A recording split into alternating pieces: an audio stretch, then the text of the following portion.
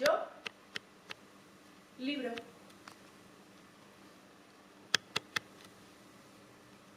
¿Me lees? Pues ya no me lees.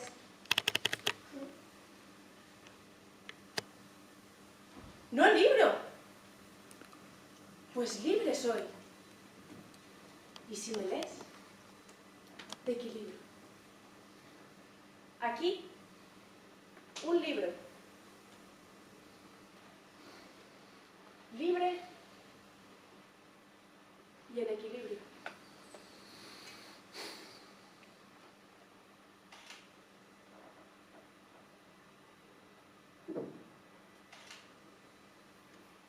Valientes aquellas que danzan, cambian y se atreven a poner sus creencias patas arriba. En un mundo feliz, en el que la tristeza no está permitida, descubrirnos en todas las emociones nos hará libres.